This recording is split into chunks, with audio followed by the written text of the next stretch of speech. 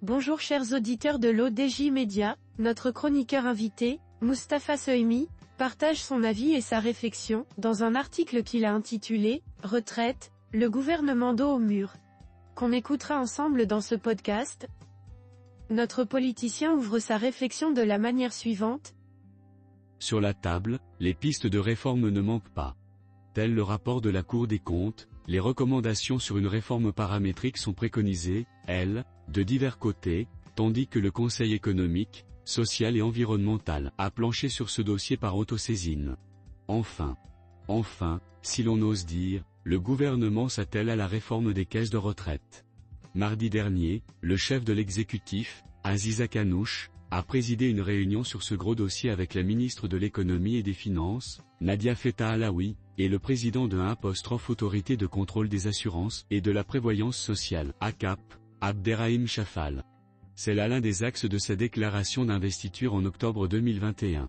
Lors de son premier bilan décent, à la fin janvier 2022, il avait fait cette intervention, le régime des retraites risque de connaître un effondrement total en 2028.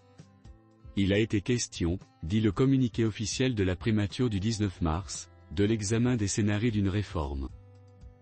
Notre professeur démarre son argumentation de la manière suivante.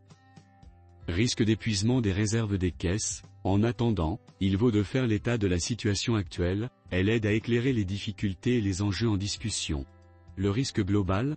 Celui de l'épuisement à terme des réserves des caisses, même si cette situation se décline différemment pour chacune d'entre elles. Pour ce qui est de la Caisse marocaine des retraites, CMR, le déficit technique en 2023 accuse un chiffre de 7,8 milliards de milliards de dirhams.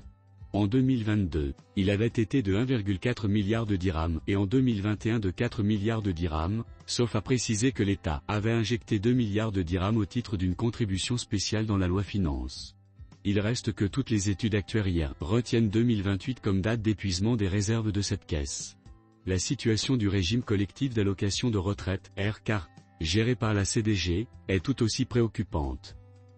Les enseignants contractuels des académies régionales d'éducation et de formation, AREF, y cotisent désormais, ce qui a aggravé le déficit technique de ce régime à hauteur de 4,1 milliards de dirhams en 2002 contre 3,3 milliards de dirhams en 2021. La CNSS, elle, se trouve sous pression. Cela tient notamment à l'augmentation des pensions de retraite de décembre 2022 avec au surplus un effet rétroactif au 1er janvier 2020. De ce fait, les prestations servies ont enregistré une hausse de 21%, alors que la collecte des cotisations n'a été que de 0,6%.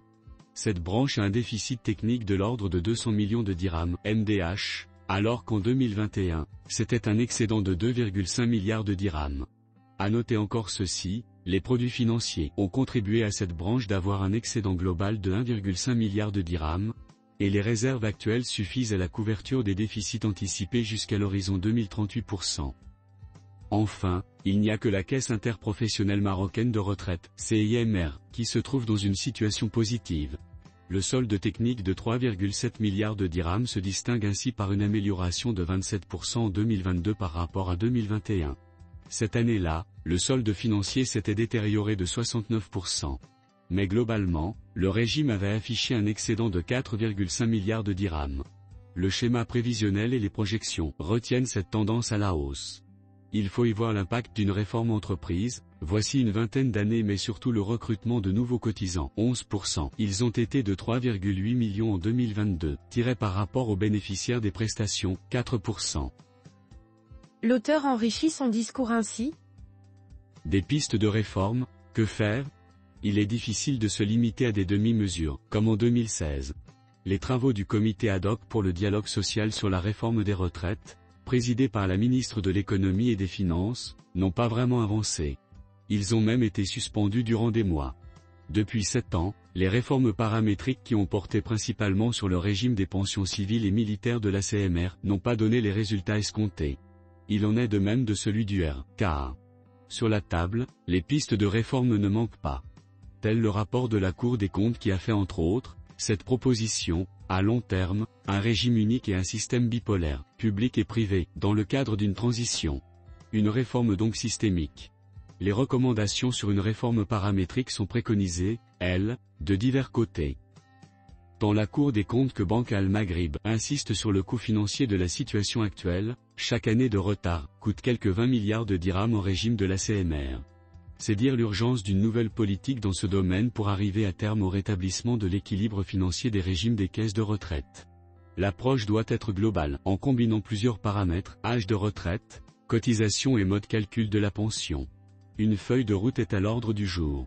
Elle doit fixer, entre autres, les objectifs suivants, les principes, la gouvernance, le calendrier, les engagements des parties, le financement global de la couverture sociale, etc.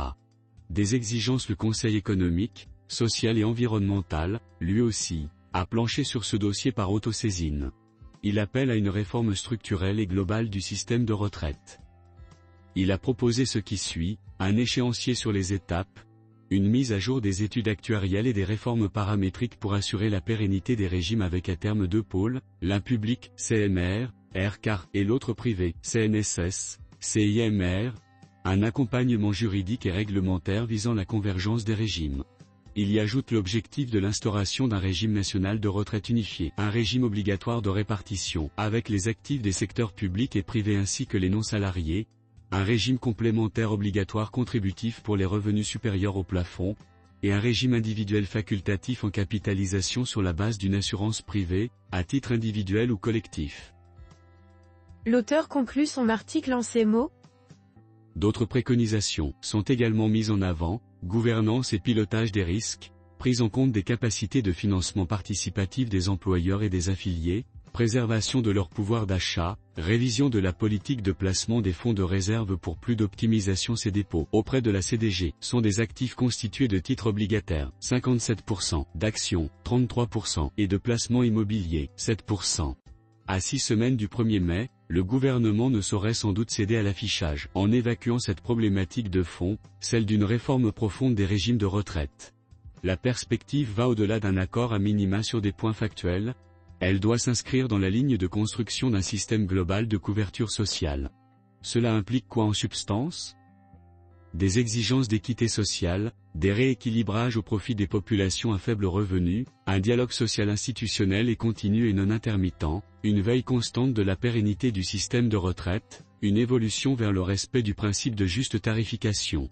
Faute d'avoir pu, ou su entreprendre cette grande réforme, en 2022 et 2023, le gouvernement n'a pas d'autre choix que de prioriser cette année ce chantier social.